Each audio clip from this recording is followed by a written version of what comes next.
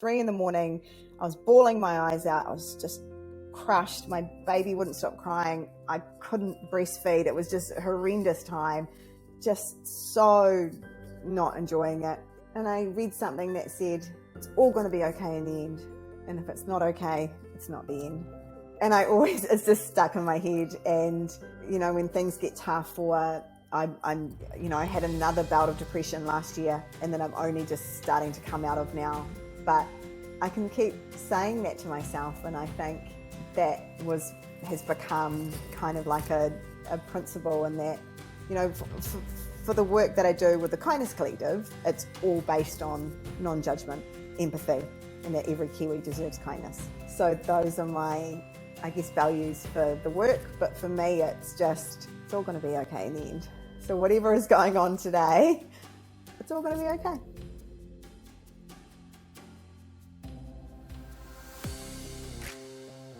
You're listening to another episode of Success with Purpose, where we hold conversations with the most holistically successful people we have the opportunity to connect with. We explore their journeys, their life-changing events, their perspectives, their mindset, and most importantly, their purpose. I'm Harry Goldberg, host, interviewer, and interrogator of this podcast. Father of the most incredible daughter in the world, husband of an incredible woman, and director and empowerment coach at Purpose Advisory. Hope you enjoy this episode, and don't forget to subscribe and like below. Now, let's begin. For the listeners, your career's gone something like this. You went to Auckland Uni, started out in marketing and events, worked your way up to leadership roles. During this time, you did a whole range of successful freelancing work too. 3 years ago, that all changed when you founded the Kindnesscollective Foundation, which is a New Zealand charity spreading kindness by connecting children and families with the things they need, but basically both for the essentials and memories which create joy.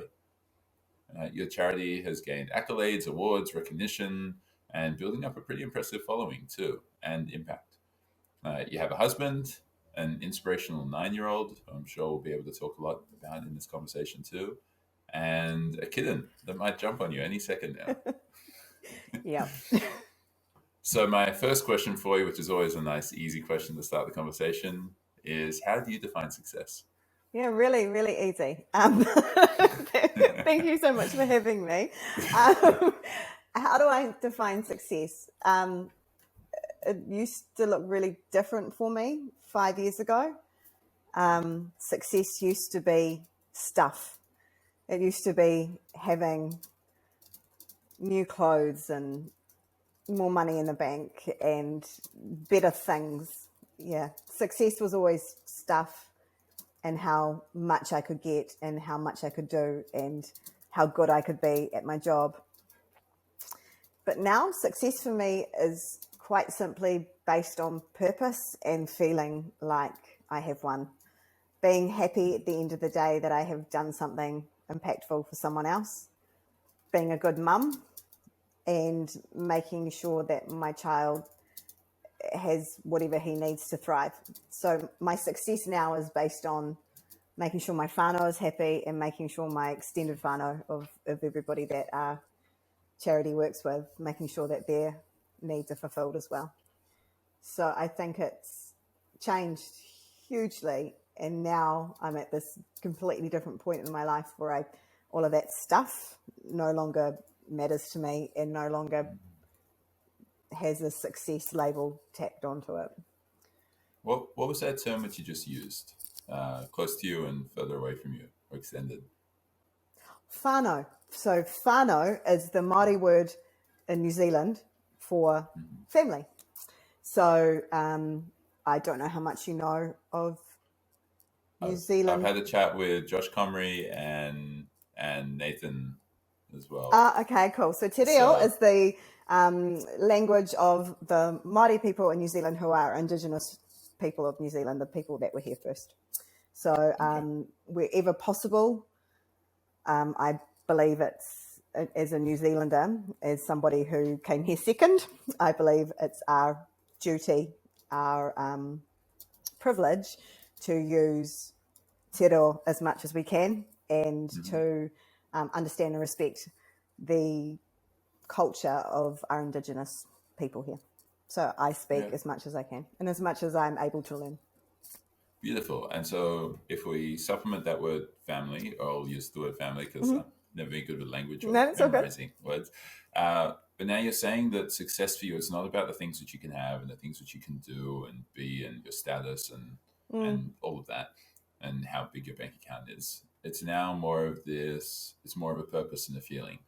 And I think you shared that you ask yourself at the end of each day, have I had an impact on someone else? Does my son feel loved? And that's for both for my close family as well as, yes, you're saying the further family, right?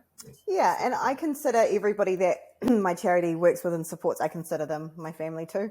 And I think, I think success for me now looks like what change have I made in someone else's life, because that's where I've been successful. And it used to be, my drive used to come from being better at my job, or people thinking I was good at my job, or people thinking that, oh, she's done well here or she's done well here, but now I just don't care. now it's more about making sure that it doesn't matter what other people think, it's what we actually do for these people. That's where I feel success comes from. But I think I'm also, on the flip side of that, I've been called an overachiever 1,000 times in my life before. And so there's always that drive to, have I done enough? I could be doing more. There's so much more I could be doing. So that's always there as well. Okay. And so it sounds almost as if it's either competing or you've changed the definition of what more is. It sounds like you're always trying to, or you said it's part of you and it motivates you. What can I do more? How can I do even better? How can I achieve more? And yet you're saying that it's no longer about who you can be and what you can do. It's more about the impact that you have now, right? Yeah. And I think it's, in my line of work, I think once you see certain things and once you understand how other people live and the divide between the haves and the have-nots, especially in my country, once you see that, you cannot unsee it. You cannot, my mind is now taken up with how can I be better at my job so these people can have more of what they need for them to thrive in their lives. So my success now is based on, did that fundraising drive go well enough? Did we feed more people than we fed last time? How many more children can we get warm winter pajamas for than last year? And that's what success is being able to increase the resource for other people. Okay. Yeah. And is that also your yeah, it makes perfect sense. Is that also your definition for impact, or how you measure impact as well? Yeah, that's how we measure impact for a charity like us as well. As look, we are new and we're still relatively small in the terms of the charity sector. I mean, there's 27,800 charities in New Zealand. We have the most charities, I think, per head out of lots of countries. And yet there's still so much need, and the need is growing every single day. So I think impact for us is measured in what we do, our output. Does it make a difference? Does it help anyone? Is that output increasing? And how, if not, how can we make it increase? Because the more we do, the more people have. Yeah. Which I mean it's a pretty kind of broad goal, right? Like you want to provide people with the essential items, like all the things which they need, as well as to be able to give them memories of joy.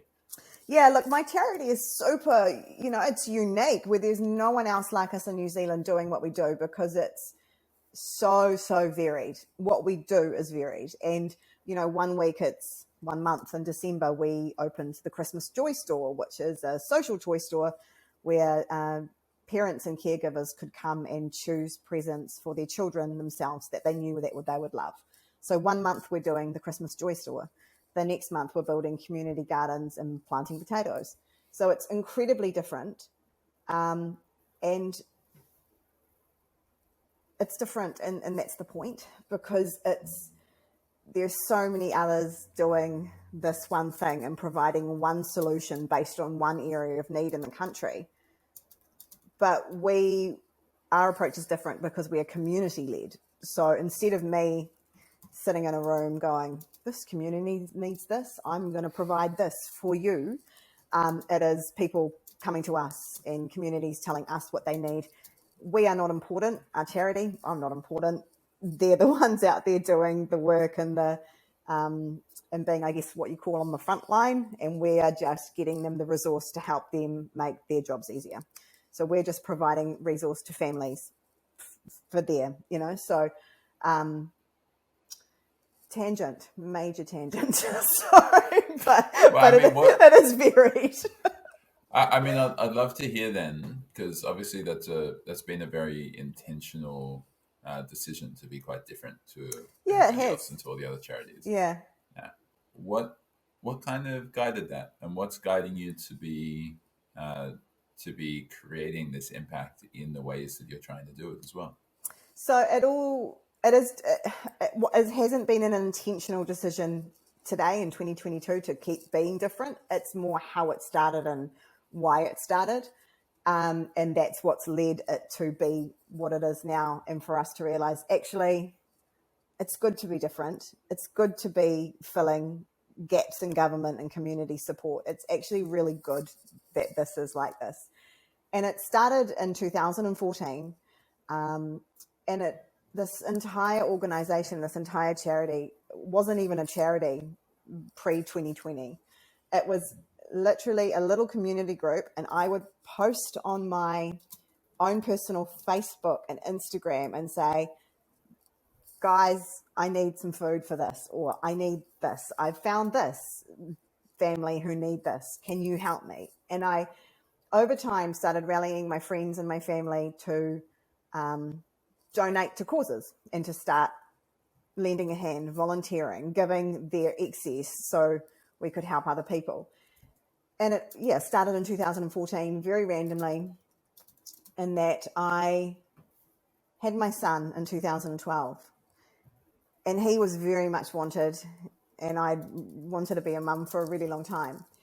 And then he was born, and I had horrendous postnatal depression, like just really, really bad, and struggled with it for years.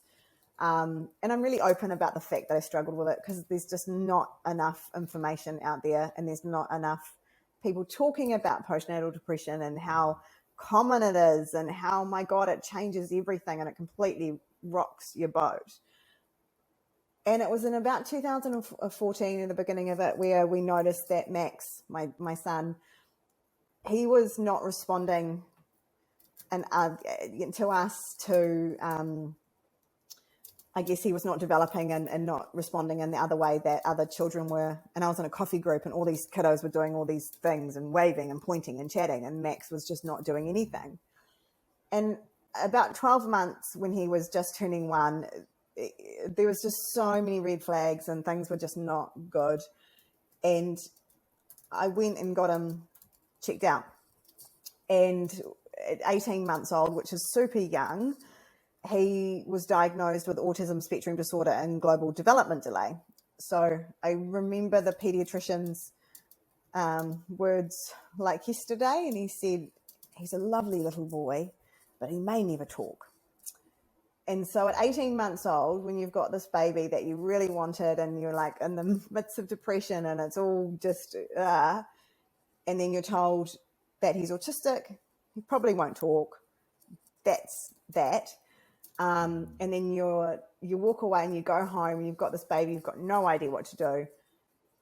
The lack of support in New Zealand for children with disabilities is massive. It's just massive. There's just nowhere to go. The wait lists are ridiculous. It's hard. And so after about 8 months, kind of 9 months of navigating this, being in all these different Facebook groups for parents with children with disabilities, and just this common thread of there's no help, there's no support unless you can pay for it, crap. I got just even more depressed, and kind of, you try all the different methods to make yourself feel better. You try all the different things. You drink too much, you eat too much, you whatever, and just nothing was working. And I just randomly one day had this thought where I just go and empty my cupboards and I'll just put it all in bags and I'm just going to go to my local women's refuge and I'm just going to donate some food. And I don't know why. I've always been like the type of person who walks down Queen Street, which is our major street in Auckland.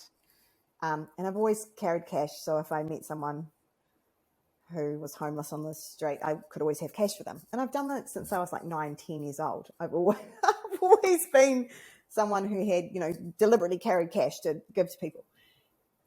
But I'd never done anything really more than that.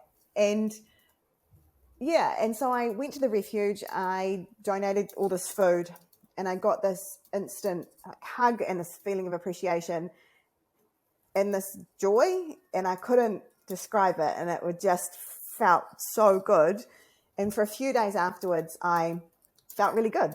I wasn't as depressed. I didn't feel as hopeless. I just had this instant kind of different feeling than I'd been experiencing for the past 2 years. And so I started repeating it. So I started turning up to the refuge more. And then I started getting my friends and their families to donate food. And then we started doing Christmas presents for the kids at school and the kids at Christmas, and then stationery from when they went to school at the beginning of the year. And it just kind of grew from there. And I started doing quite a bit in the disability community, because the divide for people who were able to get support in that community was just so different.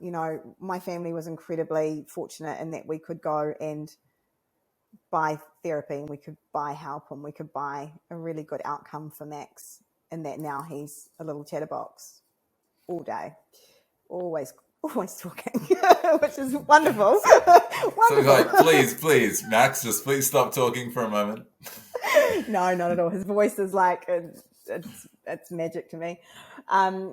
But I just started noticing that there was just this massive gap for people. And so we started doing more in that space as well. And then it just kind of grew from there. And then in 2019, we were redoing a playground and building a garden for a refuge safe house. And a camera crew turned up, and I was on 7 Sharp in New Zealand, which is like a TV show. And there's this award called Good as Gold, and you get given 10 grand. And being on TV and getting given a little cash injection, it was like, oh, wow, okay. Because lots of people started getting in touch. And then lots of people started wanting to donate. So I went, right, let's make this a thing and become a registered charity so we could do more, essentially. And then it's just grown from there quite quickly.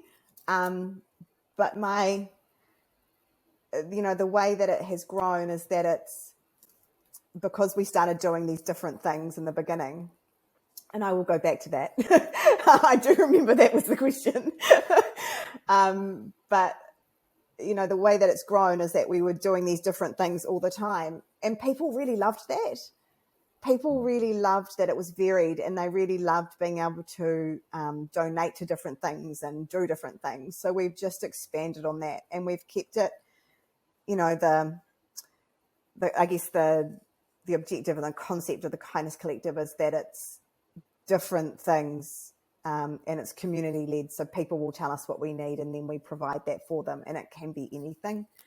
And I think people really enjoy it because it allows them to help, various people in the community in different ways. Oh, Does that make beautiful. sense? It comes back to what you're saying about being community led. It's almost as if it's not just what the community of people who are receiving gifts from you are asking for. It's almost also the people who want to be contributing and the people who want to give are also part of community. Yeah, and that's what we've built, and that is exactly it. We have built this community of kind people who don't necessarily know each other beforehand from all different walks of life, but now their common hobby, their mission is to get involved in all the different projects. And we've had some incredible feedback from, what I call our members. So our active donors and volunteers and people who are, consistently within the collective, always contributing in some way. And this guy, Jack, who a friend got to come and fix something for us at one of the refuge safe houses. And I've roped him in. He's amazing. And now 3 years later, he still helps me with all sorts of things. And he said something to me once that has stuck with me, and that it's not just the people that we help, Sarah, it's you've also helped us too. Because it gave him an outlet to be able to give freely. And, I've been told that it's also helped, being able, sort of enabling other people to be givers as well, has lifted other people's depression, and other people have found joy in becoming a giver and being, I guess that we can facilitate them donating to stuff as well. It's really helped their mental health. I found it's really, really hard to be depressed and to be always thinking inward if you're giving to other people. If you're not focusing on that and you're focusing on what you can do for others, it's really hard to be depressed. Yeah. I mean, do you ever feel that's kind of like a Band-Aid, not dealing with the issue, or it's just kind of like, well, this is a solution, I could just keep doing the exact same solution all the time? 100%, it's a Band-Aid, 100%. And I hope one day I don't have a job, if that sounds strange. I long for the day where the Kindness Collective doesn't exist and that every Kiwi has what they need to thrive. I long for the day that charities we don't need them anymore, because it's not fixing anything. And sometimes it can get really heartbreaking. Christmas, we did a community, I think we did like 800 food parcels over 3 weeks. So this specific community could get food support over Christmas because it's really tough at Christmas for people. So we did 2,500 presents, but then we did, I think it was close to 800 food boxes as well over 3 weeks. And then there's this feeling of, it takes a lot of work to do that, to pack and to get all the resources and to get the money. It takes a lot of work. And then the next week, they don't have any food. Yes. And it's this constant cycle of people just not having enough. And there is nothing any charity can do to fix that. There is nothing we can do. We can be stopgap measures. We can plug holes. We can help people that week. But we can't fix the actual problem. And it's a horrible, it's quite difficult to be in a job where you know that you'll never fix it. You'll never achieve it. But then I guess that goes back to success as well, is that it does give you a bit of a drive to always make sure that you are doing all that you can to keep that impact going. Now, this might be perhaps more of a challenging question, but it's been something I wasn't expecting to ask you, but it's been something which I've always kind of been a little bit frustrated about, the concept of charity versus government all the time, because it's almost as though the more philanthropy you have in a particular area, the less the government will contribute to it, because philanthropy and charity will come in and will say, okay, well, the government's supporting people this much and they need to be supported this much, so let's just kind of like bridge that gap. And then the government will look at it next year and go, well, budgets are really tight. Oh, that one, like we only had that sort of standard for it and it's right up there. Let's just pull back a bit. And then it's almost as if it's like people are paying a voluntary tax. Yeah. And this is something that I have big conversations with people about all the time. And it goes back to that fix, is that the system in which we live in all over the world, and you probably didn't expect this conversation to go here, but it's going to go here. It's going to go wherever it's going to go. I've asked my first question, and they can go wherever. This is fun. I think until the problems of the way that society is built, I'm going to talk about just New Zealand, but until we address systemic racism and classism and the way that New Zealand is set up for white people to succeed and for our Indigenous people to always be on the bottom, nothing's going to change. And I think until we address the issues of colonisation in this country, there isn't much we can do to fix it, and that needs to come from the government, and the government needs to be doing more, all the time doing more. And our current government have done as much as they possibly could, and they are miles better than the other team.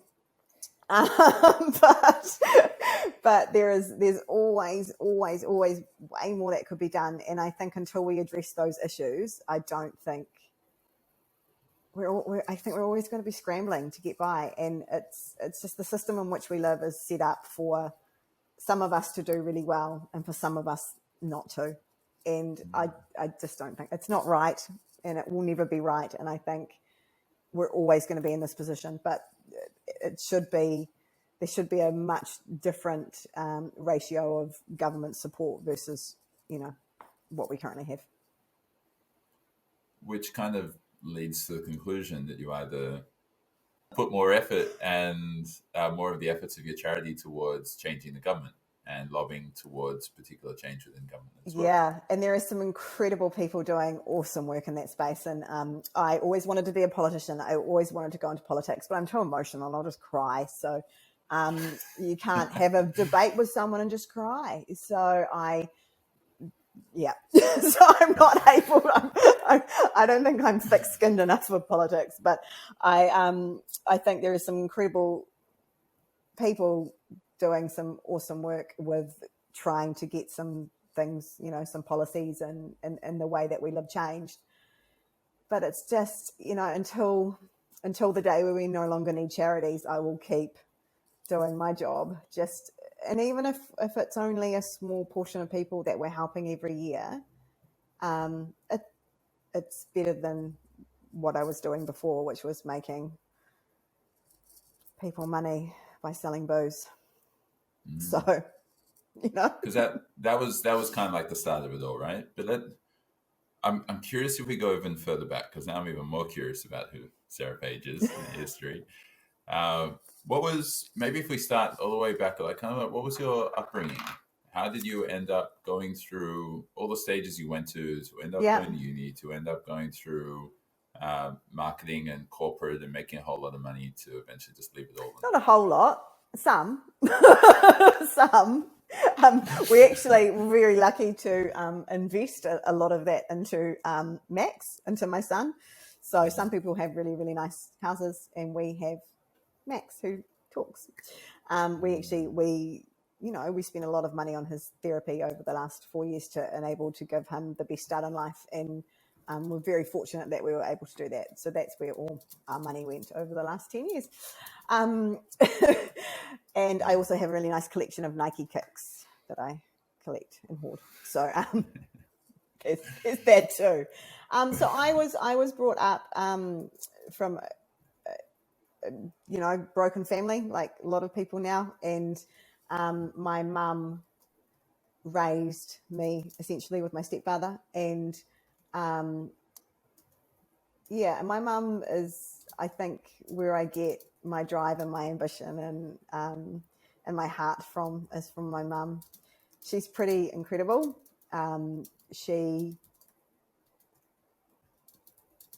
While when it was just me and my mum and my sisters, mum was on the DPB. She cleaned houses, she mowed lawns, she did whatever she needed to do to make sure that I didn't go without. And I remember times were really tough and things were really, money was really short a lot of the time, but I didn't really know it at the time. My mum did everything that she could to make me feel like we were good. And then when she was older, when she was older, she went, I'm going to be a lawyer, and went back to university at 50 and became a lawyer. Wow. She's exceptional. And I think all my good parts come from my mum. So, but it was, I think like everybody, you have good memories and bad memories of childhood, but I got in, I left school and I didn't really have a ambition to be anything or do anything. I wasn't particularly the most smartest person at school. Like, I didn't excel at school. I wasn't good at anything. I remember in most of my classes paying other kids to finish my work for me because I wasn't very good at stuff. I wasn't very athletic. Some people have hobbies and like things they're really good at. I didn't have any. And I didn't have, I never won any awards. I was never good at anything. And I think that kind of continued on. But what I was good at was talking. And I was good at selling stuff. And I think that led me into marketing. And it started actually with I started in not traditional marketing, but in the hospitality scene and with events and nightclubs and selling parties. And my husband was a DJ and a dance party promoter essentially for most of our first part of our relationship. So I got involved in it by helping him. And then that sort of developed into event management and realized, I'm actually really good at telling people what to do. I'm really good at talking. So I got into event management as well. And then the marketing sort of developed from there. But I like telling stories. I like communicating. I like talking to people. And I think that's why the Kindness Collective has been able to grow quite quickly, as well as I'm able to tap into that and connect with people, because everybody, I think, is inherently kind and everybody is inherently good and everyone wants to help people. So I think I've been able to use that in this realm as well. I love that. And it's like you've got this drive in your personality. Like, you even gave an example of it earlier, where you just found that it was really great experience to be able to go and give food to a women's shelter. It's like, this feels great. It feels great for me. It's going to feel great for others. Let me rope some others into it. Yeah. Hey, you want to feel great? Go and give some food to this place. You're going to feel great. And then they did, right? Yeah, that's exactly it. And that's how it grew. And I'm very honest about the fact that the Kindness Collective started with me being kind of selfish. It wasn't a selfless act. I'm not Mother Teresa. I'm not naturally a server. I'm not naturally someone that wants to serve other people first. It's not, naturally me, but I think the more you do something, the more you become it. And so it did start with me wanting to, it did start, and I guess in a selfish way, but it soon became really apparent that being kind to other people by, being practically kind and giving other people what they needed was a really, really good way for you not to think about your own darkness. And it's still addictive. And nothing brings me greater joy than taking a full van full of brand new, clothes. And we just went to the refuge last week and had $30,000 of incredible men's streetwear from a massive brand in New Zealand, and I got to go and give that to all the men and the young boys and the men in the refuge community, that they now get to wear good clothes and look and feel their best. And nothing brings me greater joy than that, because I believe that everybody should get to feel and look and feel their best and thrive. Everyone should have that. Yeah. And so it sounds like there's this guiding principle of yours, not just continue to become who you want to be. And if you've got a problem, well, you got to face it and be open about it, because maybe that'll help other people face it too. But it's almost as if you see other people having problems or other people having negative emotions, you'll try and find ways that are going to try and solve their problems too, right? Yeah, and I think you just said something there, because I've not always been the most everyone has an element where they care what people think, right? Like everyone's got this part of themselves that cares deeply what other people think of them. And I've historically, Josh will love that I said, my coach Josh will love that I just said the word historically. You'll love it. Historically, I've cared more about what people thought, which has held me back in so many ways. And I don't know if it's turning 41. I don't know if it's being in this job, but now I just no longer care. I don't care if you think I'm too loud about charities. I don't think if I ask for too much money all the time, if I'm the person that's always asking for money for a different cause, so be it. You've got some, give it to me. Like, like I don't care anymore because I know that this outcome is more important than this. So yeah, I don't know if that. Okay. So which means it's not so much that you just don't care about it. You care more about. I care more about this. Yeah. And I think that outcome. Yeah, I care more about that outcome. And I think if people, and I think that's actually something that's starting to become more widely practiced now. And I don't know if it's age or if it's just the world we live in now, but people are starting to be more vulnerable and talk more about their feelings and talk more about things like depression and talk more about what brings them joy and all this kind of stuff. Conversations are starting to happen more than they weren't 5-10 years ago. And I think podcasts are actually a really great platform for that because people are starting to have more in-depth conversations about things that matter. So the Kindness Collective has definitely enabled that to happen for me and my friends and family because it gets us thinking about things other than ourselves and things that matter, and talking about things that matter. And on that line, like on that note, we continue through your journey, right? And you realize you're great at communicating, you realize you're great at chatting and managing events and bringing people together. That. I chat a lot. Maybe not so good at staying on the point, but Hey, who says that the chat needs to be on point? So I'm sure anyone who's listening, who's still been listening this long, loves the fact that we chat and don't stay exactly on the point. But you kind of continue going with your strengths and working towards the success, at least the way that you defined it. And then when you started to pivot what success means, it sounds like that really started with the postnatal depression with Max.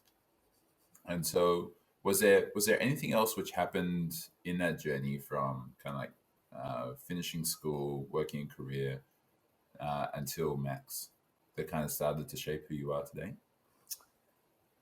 Look, I don't think so. No. And I think this part of my life this is where I've kind of become who I am, I think. And I've really formed at least the bits of myself that I like.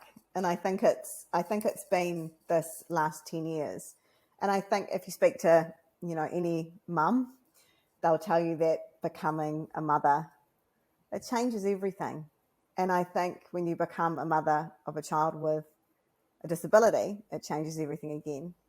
So that, teenage 20s, I just don't really think about it much anymore. It's not really a formative, part of my life. And I think there was a lot of fun. There wasn't much ambition. I didn't really do anything of, noteworthy. There wasn't anything I did good within that period.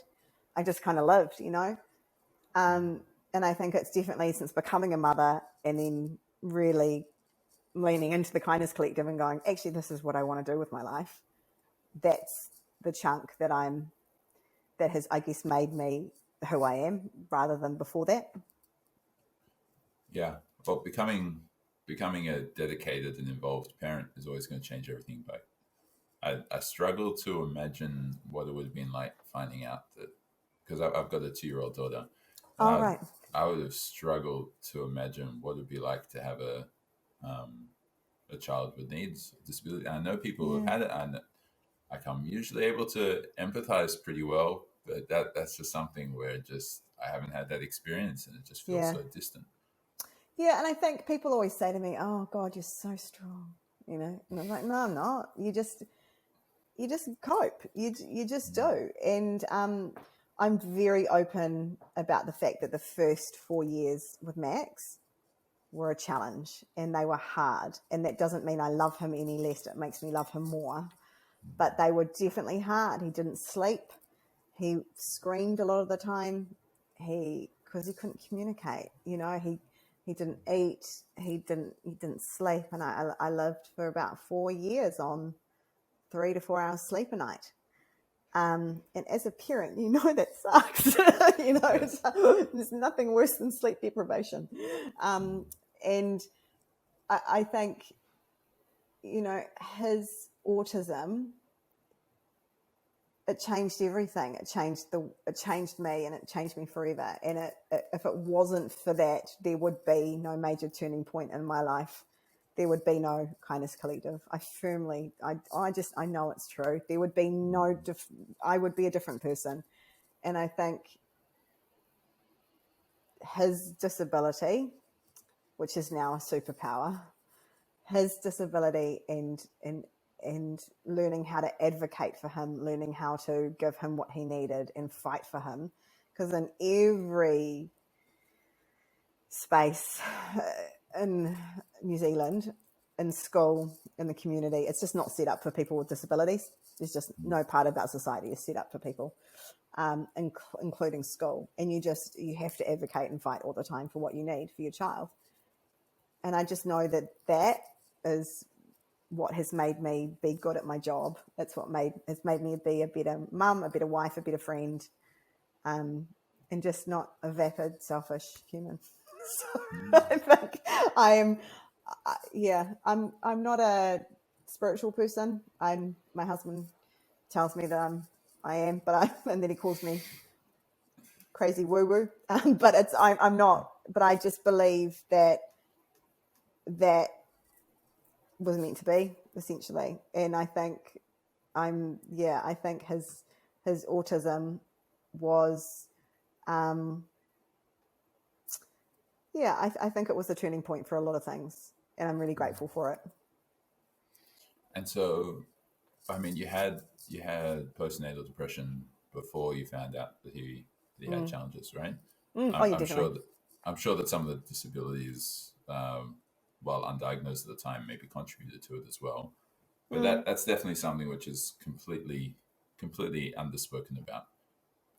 I've seen studies which are 1 in 3, 1 in 5, 3 in 10 women end up having postnatal depression.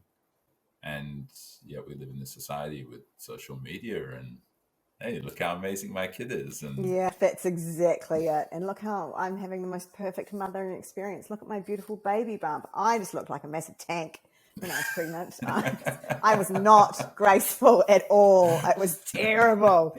I had an awful pregnancy. I was, I had lots of friends that had beautiful pregnancies and, loved being a mother. And, from the moment that they had this beautiful, perfect child, they were besotted with them. And it was just this wonderful experience. And I just did not have that at all. I didn't have a good experience at all. And I've always been prone to melancholy. Like, some people just are. Some people are just prone to being a bit blue, and I've always been one of them. I've always, from the day I was born, I was prone to being a little bit sad, and so I think for me, it was quite inevitable that I would get postnatal depression, but my goodness, there's just not, people don't talk about it at all. And I think, and now when a friend of mine's pregnant or they have a baby, I'm like, within a couple of days, how are you? Are you okay? The baby blues are very normal, but how are you feeling? How are you coping? Because no one did that for me. And I wish that I had had someone that I could say, hey, look, I'm not having a good time here. And, I wish there were some services that could have helped with that. But I'm, again, grateful for the experience because it's, spawned a lot of goodness. So is that one of your guiding principles, that challenges can always spur more goodness if you allow it to? Oh, no, but I like it. I'm just going to write that down. No, but one thing, how, I don't know if you're the type of person that has a saying or something, like a little mantra that you say in your head, but I've got a little mantra, and I heard it when I was up. I don't know, I was probably doom scrolling on Instagram, but I saw it or I heard it or something at 3 a.m. I was bawling my eyes out. I was just crushed. My baby wouldn't stop crying. I couldn't breastfeed. It was just a horrendous time. just so not enjoying it. And I read something that said, it's all going to be okay in the end. And if it's not okay, it's not the end. And it's just stuck in my head. And, you know, when things get tough, or I had another bout of depression last year, and then I'm only just starting to come out of now. But I can keep saying that to myself. And I think that has become kind of like a principle, and that, you know, for the work that I do with the Kindness Collective, it's all based on non-judgment, empathy, and that every Kiwi deserves kindness. So those are my, I guess, values for the work. But for me, it's all going to be okay in the end. So whatever is going on today, it's all going to be okay. Yeah, okay. Yeah, I resonate with what you're sharing.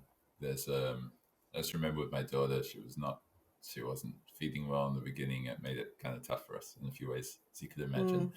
And then, I don't know, like a lot of people are like, wow, those first few months were amazing. I'm like, it was a freaking blur to me. It was, I had a like, I have, like, you know, like you imagine, I don't know, like in movies or whatever, where you kind of like just get warped forward, and then you walk forward to another memory, and you walk forward, and then you end up at the end of it. It's like, what the hell just happened? Yeah, But that's exactly it. I have these memories of, I don't know, running out of songs to try to hopefully get my baby to sleep. I know, like a 2-month-old, and I started like singing the Star Wars theme song because I'm running out of ideas. Dun, dun, dun, dun, dun, go to sleep. Yeah. You find find yourself doing all kinds of crazy things at 4 a.m. in the morning. It's like, what are you supposed to do? And so, what do you feel is is this something that Kindness Collective is working towards, of helping people who are really struggling to gain access to any of the resources that they really need at the right timely moments? Yeah, that's actually a really interesting question, because you would think that I guess with my experiences, I would be in kind of trying to work in that space, but I'm not. And I think there are some incredible organizations working within, you know, the advocacy space for people with disability. Well, there's not enough of people with disabilities, but that's for another time. But, you know, with postnatal depression and that kind of thing, I don't feel called or driven to use that experience to do anything else within the Kindness Collective. And I don't think it's my place. And I don't think just because I've had an experience with someone doesn't give me any,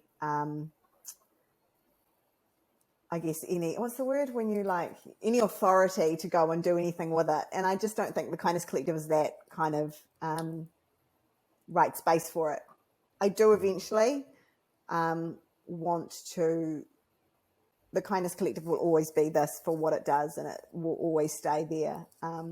But personally, I do eventually want to get more into advocacy work for children with autism. So I am hopefully joining a board this year of a really cool organisation that is another charitable trust that focuses on advocacy for children with autism, that helps them gain access to therapy that they wouldn't have otherwise.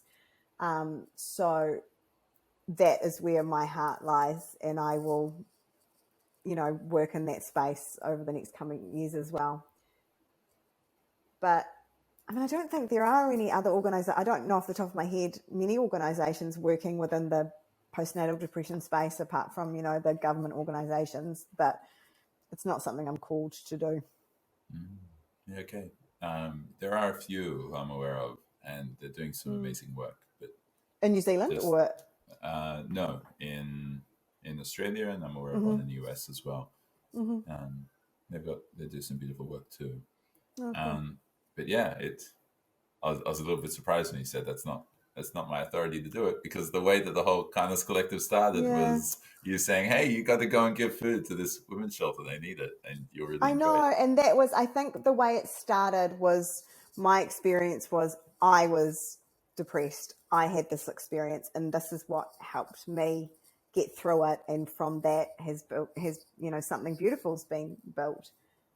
But I don't feel that, I guess, I mean, the Kindness Collective still works with the same women's refuge and has for 8 years.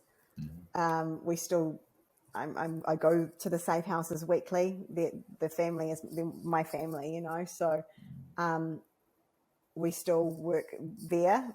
But in terms of trying to advocate or be a voice for or represent women with postnatal depression, it's not, I don't feel like I have an authority there at all. Yeah. And so, like this postnatal depression must have been really tough on your career as well. Did you like have to kind of step back completely? Did you try and get back into the workforce afterwards? Yeah, it was really tough. And I didn't have a good pregnancy, so left my job early. And then I had the most brilliant bosses. One of them who I still adore now and, you know, call for advice all the time. But they were super good with letting me ease back into it. And they made my job fit for me. So I was able to work school hours and I was able to work from home when needed. And if I didn't have that, I would not have been able to go back into my career as easily as I did. And I'm very grateful for that because, and then especially when Max was diagnosed with autism, that came a whole lot of more responsibilities in terms of being available for therapy and things like that. And they were so flexible that I was able to navigate both worlds really easily. So if I didn't have supportive boss and team, that would have been 10 times harder. But I think, you know, the transition with motherhood, going back into a career is different for all women. But it's tough. It's really tough because you can't give 100% to your career and give 100% to motherhood at the same time. Something always is out of balance. And it's usually you, you know, like when you're a mum and you have a job, you'll always come last. It's just the way it is. But I mean, I've spoken to 101 mums over the, you know, last few years, friends and all the rest, and you just see people chatting about how difficult it is to go back to work. And I think the Kindness Collective, now this is my job. I'm very fortunate to have this as my job now. This is the greatest job I've ever had. So being able to work it in with being a mum, it's much more seamless than it was before. It's much easier. Is that part of the solution? Entrepreneurialism? Oof. Maybe. I don't know. I don't call myself an entrepreneur. I mean, I've had one idea. It doesn't make an entrepreneur. I know some real entrepreneurs. This woman I know, Mimi Gilmore, she's fabulous. Like, she has started multiple businesses and, you know, is very well known in hospitality sector, and I adore her. She's fantastic. And now she started a skincare brand, and she's an entrepreneur.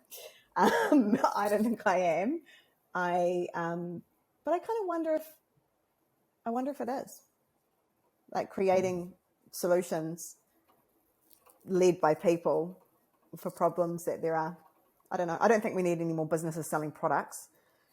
I don't think we need any more stuff. But if people who, I guess, saw the world like entrepreneurs do, I guess, and saw solutions to things, maybe if they spent some of that space and energy and time and thought and moved it to the sector that I'm in, that would be beneficial. Yeah. I mean, there's obviously that. I'll classify you. I'm obviously no authority to speak about entrepreneurship, but as someone who identifies a problem that no one's really solving, and then finding a way to solve it. Yeah. As an entrepreneur. Yeah, I guess. Fine, I'll take that stupid right. title. I will update my LinkedIn this afternoon. Hashtag entrepreneur. I'm going to do that on Sarah. everything now. I'm going to do that with everything. No, look, there are some people out there who can definitely take that crown. And I'm very, you know, Josh is someone you have spoken to Josh before. I am very grateful that Josh is my coach, and he I have a session with him every week, and he is amazing. And he is an entrepreneur. There are some people, some people that really clearly are, and have that curious way of thinking. And I don't know if I do, but I can. And the more I work within the Kindness Collective, and the more I work with other people in the charity sector and see what they do, you can identify problems every day. And there's so many of them, but I don't have solutions for any others. So I hear that.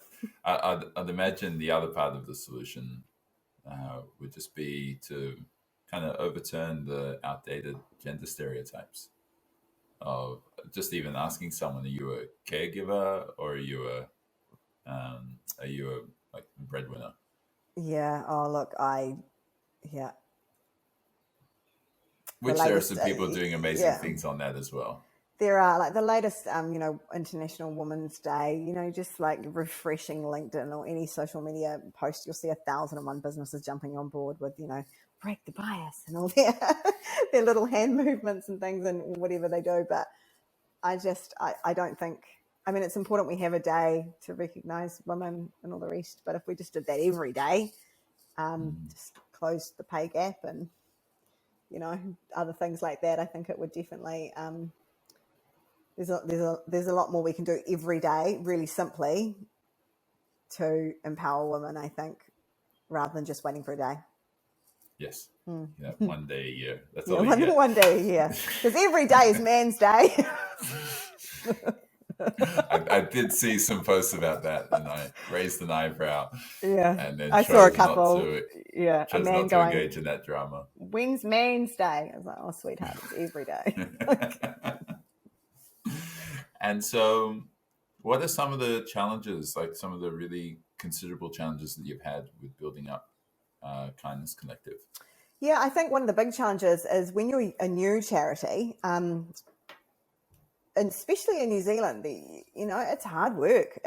Building something is hard work anyway, but I think there's probably a handful, maybe 20 really, really big charities in New Zealand, and they take all the funding, all the space, all the conversation, and all the, and all the money. So and I didn't realize this, but the charity sector is incredibly competitive, and everybody's fighting for that same dollar. Everyone's, it's really competitive, and I wish it wasn't. It feels so gross that it is, and I try not to be wherever possible, but I think the challenges is funding. It's always going to be a problem, and for us, the Kindness Collective, our biggest challenge at the moment is and this sounds terrible, but keeping up with the growth, and that we have grown so fast. Our first year was first end of financial year. As a charity, you have to report on every dollar and where it's gone and what it's achieved, which I love, and I'm super transparent about everything that comes and goes out. And we did 320,000 in our first year. End of this year, we're going to be sitting at 1.3 million. So the growth is huge, really quickly. And for me, the biggest challenge is now I've got to start hiring people, and who do you hire? You've got to get the right people with the right culture fit and the right people who don't just want a job, because this is not just a job. I don't clock off at 5 o'clock. Christmas time, I work 17 hours a day for 4 weeks in a row. I don't see my family in Christmas. I don't do anything but work. So someone who gets joy in doing things for other people, and working in the community, that you have to find the right person, and that's a challenge. And finding space that fits our growth, so I'm navigating kind of all that kind of thing at the moment as well, and keeping up with the growth and being able to sustain it is a challenge. Yeah. And for me, not burning out is a massive challenge, because I am a perfectionist. I always want to do more. And Josh will tell me constantly that I need to take more time to celebrate the wins rather than going, that's done, move on to the next thing. Constantly moving on, never taking in, wow, that Christmas was amazing. I just opened a toy shop and we gave away 25,000 toys to children. And instead my brain automatically goes, next year we're doing 50. And actually, celebrating those moments more. And, that can help stop that burnout as well. But that's a major challenge. And every board meeting, it's on the top of the agenda. His challenge is Sarah not burning out. it's always there. Yeah. Yeah, because I can really hear the frustration there as well. Like I can celebrate the wins, or I can go and get bigger wins. And it's almost as if celebrating the wins, there's just this fear in the back of our minds that as soon as we stop and take stock of how incredible we have it and how well we've done and what we can be grateful for, that suddenly we're stopping, and that's stopping all the energy going into things that we can be even more excited about and be even more grateful for in the future, right? Yeah, and you know what? This is a real big thing. In New Zealand, tall poppy syndrome. I don't know if you've ever heard of it, but in New Zealand, you cannot be too proud. You cannot be too loud about being proud about what you do. And in this sector particularly, you cannot celebrate your wins too much. Because you got to be, it's bloody hard, to be honest. Like, you want to celebrate your wins so you can, as a human, kind of in your own development, go, cool, you did a good job. Well done. Take a rest, Right, let's see where you can do different. You want to celebrate those wins and feel good that you've done something. You can't celebrate them too much because people will think you're egotistical. And I really found that in the last sort of 6 months. In this, I'm going to be really careful with how I say this too. You've got to be really careful with how much you talk about doing well. I mean, in the last 3 to 6 months, I've not even saying this makes me feel gross, but I've been a finalist in 2 awards, 1 award, got an award for another thing, and then got a little nomination medal in another thing. And they're just, even like posting about those things makes you feel like, oh God, I better not talk about that too much, because then people will think I'm egotistical. And that's a real big problem in New Zealand, is people, you want to celebrate those wins, but you also don't want to be seen to be celebrating them too hard. So it's that balance. And it's a real Kiwi thing real Kiwi thing. No, there's something very similar in Australia, and we call it tall puppy syndrome as well. Oh, okay. You're right. Okay. Must be one of those conflict things. Yeah. But there's I have a pretty big personal gripe with it, because the people who are most successful and the people who achieve the most holistically for themselves are the ones who kind of ignore the social norms and the societal norms. And so, like, oh, you know what? Wow. You've got these, like, you've got these, like, sure, other people might not, like, just imagine if, I don't know, just imagine if Steve Jobs was like, oh, I'm not saying he's a great example of success, because he's only been really successful in 1 or 2 areas of his life, not in all areas.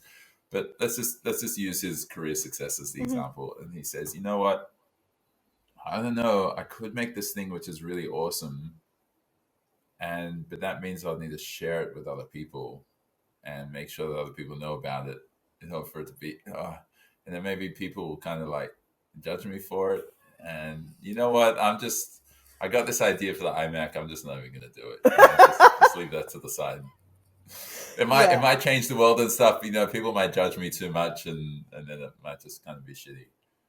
Yeah, that's exactly right. And this is something that I said earlier is you just have to not care. And I think or just be a bit more vulnerable and just go, okay, it is what it is. I'm just going to share what I've got to share with people. And I think in the last year, since I've become more vocal personally about the Kindness Collective, and I've, claimed those things. I mean, I just, claimed those awards and talked about them and talked about the Kindness Collective more and took opportunities like this. I think the more I've done that, the quicker it's grown, the quicker other people have wanted to get involved because they love what we're doing, and that breeds success, so that kind of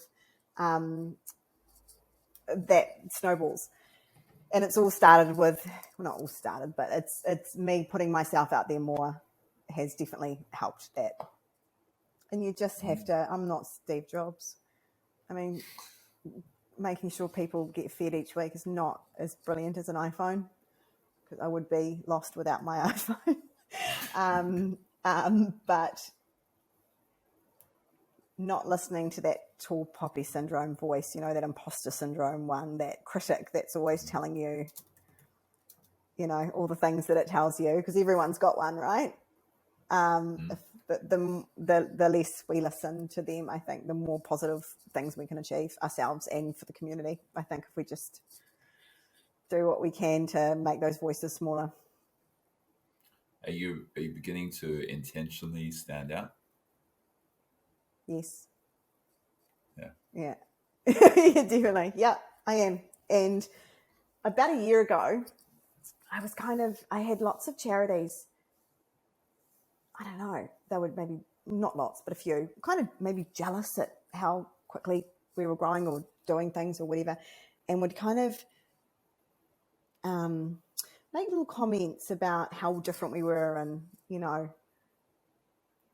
that people don't get us, and people don't really get what you do. What do you even do? Oh, you guys are so different. Those little comments that people make. And now I embrace them and I say, we are different. That is the point. We are different. And I'm starting to embrace that difference is actually being really impactful for quite a lot of people. And I'm becoming louder about that fact myself, rather than being shy. Because being shy doesn't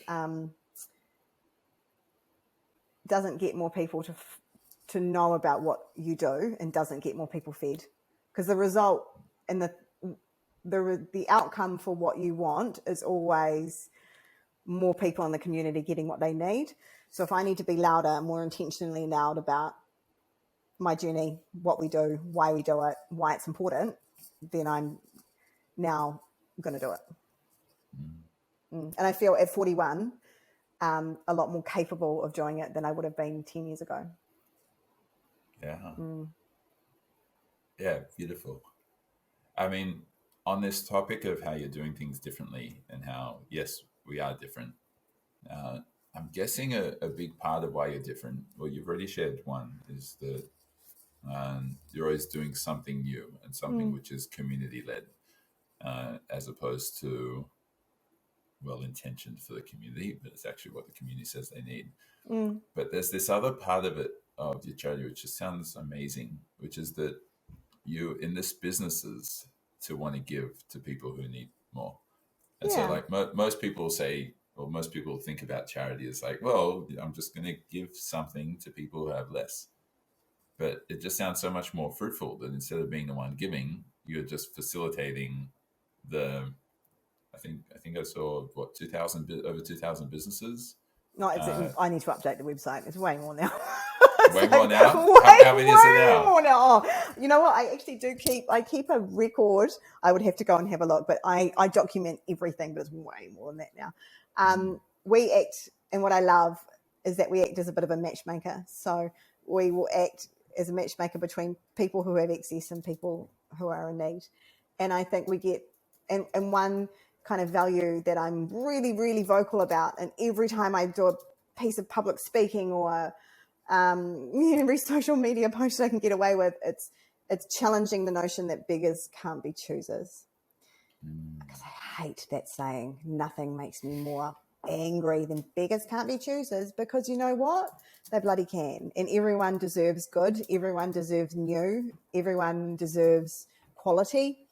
And I think something that I'm I'm really proud of is the community that we have built donate quality. And we connect with businesses who believe in donating quality to. Lots of charities with food and, goods you get donated, end of life stock or stuff that's expired or broken secondhand things that just, no one needs it, no one wants it, and yeah, it's all, sustainability is great and stuff, and the planet, we need to take care of it, absolutely, but every child deserves the joy of new. And at Christmas, I was so proud that in our toy store, close to 25,000 toys were given out, and they were all toys that I would buy for my child, and they were all toys that were good quality, beautiful in new boxes, purchased off the shelves. And as a result, almost 7,000 kids got to open presents for themselves, open on Christmas morning presents that were such great quality. And I think being able to facilitate that is brilliant. And, businesses, like we had this amazing skincare company get in touch with $10,000 worth of skincare. There's nothing wrong with it. They just wanted to give it. And being able to pass things out like that on to women living in a women's refuge that now have beautiful new skincare. I love it. I love that part of what we do, is that connecting and getting people to donate new and good quality stuff is awesome, and something that a lot of charities don't get. Yeah, I love that. I remember, so my wife and I, before we had a daughter and life changed, we used to do, we did the opposite. We did more charitable work before child than after, the opposite to you. No, but we used to do some food drives at a couple of places where people really needed it, especially like asylum seekers and those types of places as well. And would make food for it, and people would act surprised, or maybe they're acting surprised, or maybe they were actually surprised. I suspect they were, that we would make a big batch of something, would put like a part of it aside for us to eat, and then the rest of it we're giving away. It's like, wait, you're making stuff for other people that you're going to eat as well? Because I care a lot about my health and what I put in my body. Why would I give them something else? Exactly. There is that mentality. And it's, I hate it, and I just constantly challenge it. But there is that mentality of, I get this good quality thing, and then you get the dented cans of chickpeas from the back of my cupboard. And I'm not about it. And the Kindness Collective is not about it. And we donate, all the good food that I eat, the refuge families and other families get as well. And and we're really, really lucky to work with some awesome brands that are really generous and believe in that quality of giving as well. Actually, you know what? I'm really proud of that. There you go. I'm going to celebrate that one. Careful, you might become a tall puppy. I know. So watch out for that. All the internet trolls will hate that one, but I am proud of that, and that I'm proud that a lot of people that are part of the Kindness Collective, their perception and their way of thinking has changed over the years.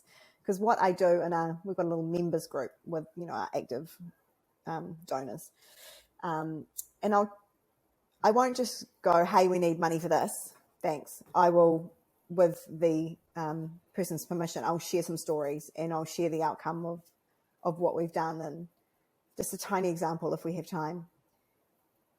A mum came to the refuge one night with two small children. The baby didn't even have socks on her feet, and her partner had smashed her phone and her. And they came to the refuge and they had nothing. And the leader called me and said, can you help? She's got no phone, she's got no credit, she's got no food, she's got nothing. She literally just came with the clothes on her back. And I told her story, and she had a lot of these women that come to these refuges don't get any government support because their visas are tied to their partners. So they've got no way of getting support from the government because of immigration status. So they live in limbo for months waiting for emergency visas that take 6 months to come in. another story. But I put her story into our little community, and within, I think, 10 hours, there was a brand new phone, 3,000 cash, grocery vouchers, big piles of clothes, beautiful clothes for the children. Mum had new clothes, warehouse vouchers, cots and beds and everything that they would need to then move out and have furniture in their home. And that was in 10 hours from this group of people that changed her life. And I hate saying that. I hate saying that. I hate charities saying we change lives. No, you don't. But these little actions changed her outcome for her, because she had nothing. And even just being able to have a phone with credit on it, and there was a decent amount. It was awesome. And these people that are part of the Kindness Collective are really responsive. And we've got so many different stories like that. And I'm proud of that too. This will be the theme of the podcast. I'm proud of that too. Sarah finds her pride. Yeah, no, that's not a good thing. But stories like that, and they stay with me for a long time as well. So I'm so grateful that we get to do things like that. And is your excitement just the impact for those people that you're helping directly, or is there something bigger at play? Oh, I don't know. That's a good question. I love being able to help more and more and more people, as the years go on. I love that. We just, little plug right now, if anyone's still listening, they're probably not, let's be honest, but it's been a really long time. But we're doing something called the PJ Project, and we're going to provide over 5,000 pairs. I'd like to do 10,000 pairs of warm winter pajamas for children from Northland to Queenstown, within different social services and women's refuge groups. And I love that last year it was 2,500, and this year it's easily 5,000, and next year it'll be 10. And then there's more and more children that have this thing. And it's not going to change their lives, a pair of pajamas. It's not, let's be honest, it's not going to mean they get to go to university for free and become a doctor. It's not, it's not going to, but it's going to give them a warm sleep. And at the very least, we can do that. I love that, because so many people will focus on this broader approach of going, well, no, we've got to be able to get these people educated, become doctors, help them save lives and whatever, and be able to provide for their family. And that is great. Maybe they're just forgetting the small things, right? Yeah, that is great. And I, if there are some incredible people doing awesome work with, within education, and, those things are super important. Like my fangirl charity is Kids Can in New Zealand. I adore them and what they do. And they go to schools and feed a couple of 100,000 kids every day with food. I mean, that's epic. And I just adore it. But I can't do that. That's massive. But if we can just do those little things here and there that bring a little bit of joy to people's lives and make that week a little bit easier, then job done. Like Christmas last year, we had, we changed Christmas for so many families. And, especially last year, it was really, really tough. Coming out of, in New Zealand, we came out of a 5-month lockdown, 17 weeks, I think it was, which is just a really long time, like a really long time. And we had, so many families that through all the different social services, and we've had some incredible feedback since, but, weren't going to be able to provide food or Christmas presents for their children. Like, it just wasn't on the cards. And the fact that because we opened the store, children got Christmas. I mean, that's awesome. Like, it's really cool. And I think, it's not going to change their reality day to day, but it's going to mean that they have that memory of that one Christmas. Mum got me some cool presents. Yeah. And that's enough, it's good. And I think the whole concept of the store is that it's not, the children don't know that we're involved. the whole entire point is that mum and dad, or my caregiver, has gotten me these presents. And so mum has we've provided wrapping paper and all that kind of thing, and then they've wrapped so the kids get to open them on Christmas morning, and they believe it was mum and dad that got them. And that's what we wanted.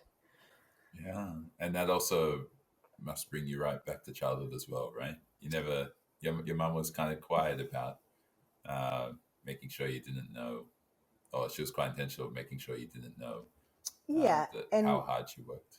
That's exactly it. And my mum, my love, like I'm one of those psycho people that 1st December Mariah Carey comes on and it's loud. And I have a Christmas album on Spotify that I make sure everybody listens to wherever we go. Like I love Christmas, and my mum made Christmas magic for me growing up.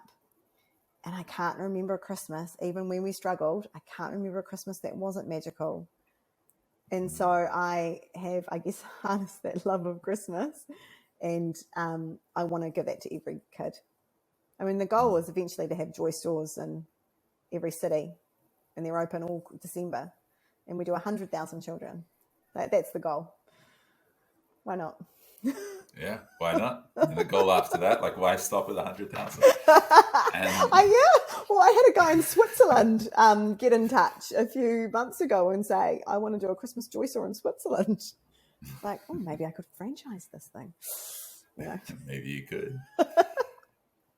And that's interesting, right? Because it kind of sounds like a lot of people who run charities probably start to get really frustrated that there are people who don't want to part with their money and don't want to part with their resources to be able to help others. It kind of sounds like, firstly, you don't care if you offend people by asking them for money. And if you ask them that many times and they keep saying no, they'll just disappear, and they're like, great, cool, I don't need to bother wasting my time with you anymore. Yeah, no, I'm pretty sure most of my friends and family have hidden me on social media now. Like I'm firmly hidden from everyone's news feeds, because I've got no, I guess, no shame anymore in pointing out people's privileges. I've got no shame anymore in saying, hey, this community needs this. Can you help? And if you can't, that's cool. Whatever. It's fine. You probably could, but you don't want to. But I am so incredibly, and the more and more and more I do this job, the more incredibly aware I am of my own privilege and everything that I have in life. And I guess some would call me a woke hippie, but whatever. But my dream is that everybody can wake up one day and see their incredible privilege that they live in, those of us that do, and go, right, what can I do today to make people who don't have that same experience, what can I do to make their lives more enjoyable? And that's my goal. And if I offend you by asking you to become aware of your privilege in life, then oh well. So be it. No, something that Josh, I did a campaign last year called 100 Acts of Kindness, and there was like this live event that it kicked off with, and the charity needed someone to speak, someone from the charity to speak, and so Josh spoke, and something he said really stuck with me, and we constantly hear about people during the pandemic that haven't done so well. But you've got to remember that there are a lot of people that have done really well from the pandemic. Yes. There are a lot of people, and those are the people we need to remind, hey, look, supermarket chains, you've done really well from lockdown. What can you give back to your community, the ones that haven't? So I think that's something I'm not afraid to say anymore. Yeah, I love that. And it kind of answered the next question which I had for you, which was what about those people who just say, yeah, but these people don't deserve it, or these people haven't done anything to earn it, and that's just highlighting their the fact that they're not aware of their own privilege, right? That's exactly it. This guy, I was going to say this joker, but I should be really careful. The gentleman who was running for Prime Minister in New Zealand from a different political party was on a radio station yesterday and called people in the low income bracket bottom feeders. Right. Yeah. I won't. I'll let my face say how I feel about that. But I would really, the dream would be for people to not think like that anymore, and for people to think we are all equal, but we don't live an equal experience. How can we make the lives of those people who don't live in this way, how can we make their lives better? What can we do, those of us who do live in this really good way, what can we do to the lives of people who don't? And I think, that's just how I live my life now. And my dream is that everybody gets to. And I think it's really simple. Like all the studies show, like all the economical studies show, that when the vulnerable parts of society are built up, everyone does really well. Yes. Like there's graphs, like there's, There's graphs. like fancy infographics. There's like there's graphs from America even, when they show that poor communities, when there is money, time and resource invested in those communities, everybody does well out of it.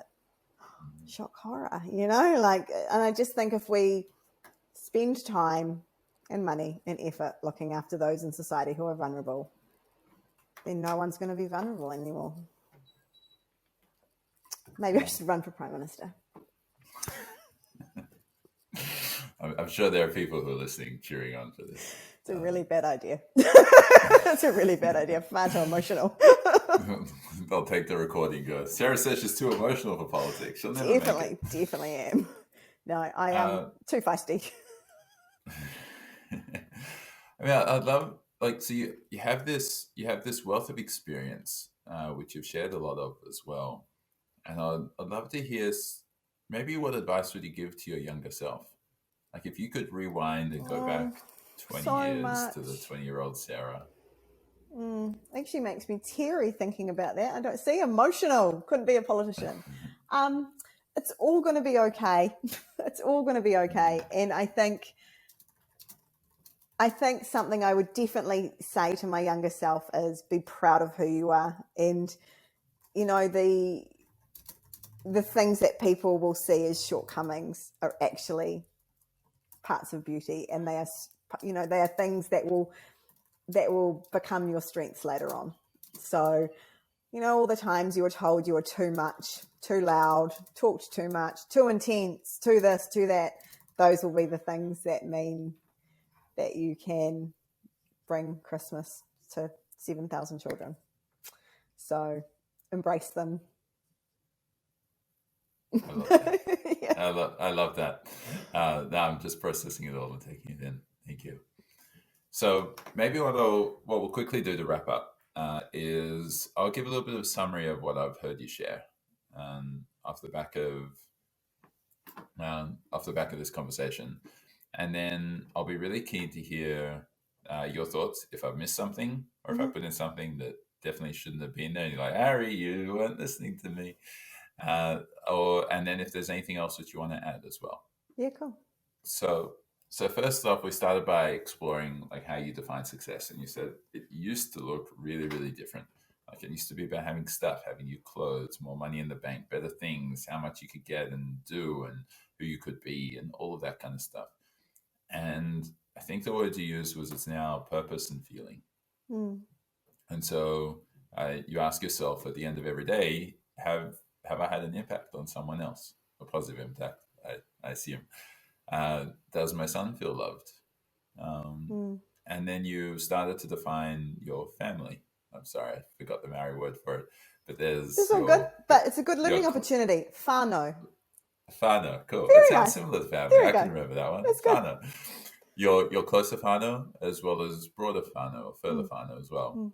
And you said that all members of your charity is basically like your whānau as well. All the people who benefit from it in terms of those who benefit from receiving, but also those who benefit from giving too.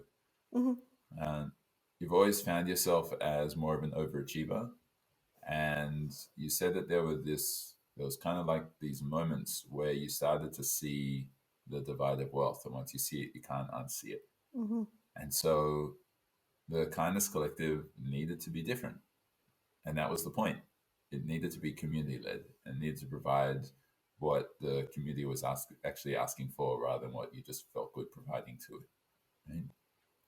And so your whole background is kind of like grew up in a broken home. Your mum was incredibly inspirational, even though you had struggled a lot and always had without, you never felt like you had without. Your mum just always did what she needed to, and that's where you said you got your drive and your heart from.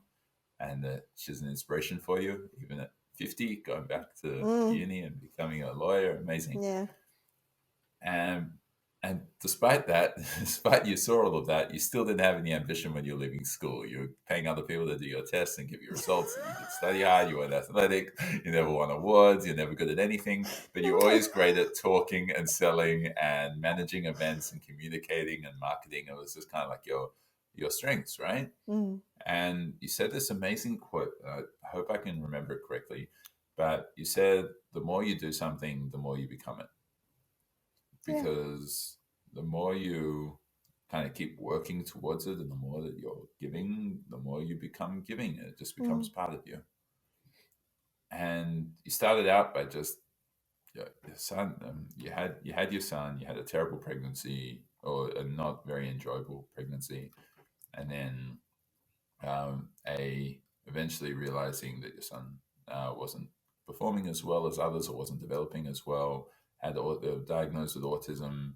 You felt even more depression than just your postnatal depression. And you started realizing that just by giving to others, and not just to buskers or beggars on the street, but to actually just clearing out your cupboard, just going and giving food to people who need it more, started to make you feel great. And you kept doing more and more and more of it, and then started bringing people into it as well, into the fold. And so while you're not an advocate yet on parenting for children with disabilities, with autism, or for mothers who have postnatal depression, you're definitely an advocate towards just helping people do things that make them feel great.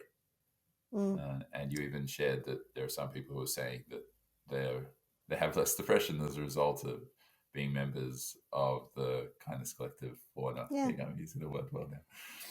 And you shared some really key guiding principles. You have this mantra that it's all going to be okay in the end, and if it's not okay, it's not the end. And you just believe that everyone, especially Kiwis, deserve to live a life of non-judgment and with empathy, and that everyone just needs respect. And everyone needs to be treated as family as well. And so like we spoke about some of your frustrations. I think your pain with the beggars can't be choosers. You can't just give people secondhand, and that's kind of the nature of it.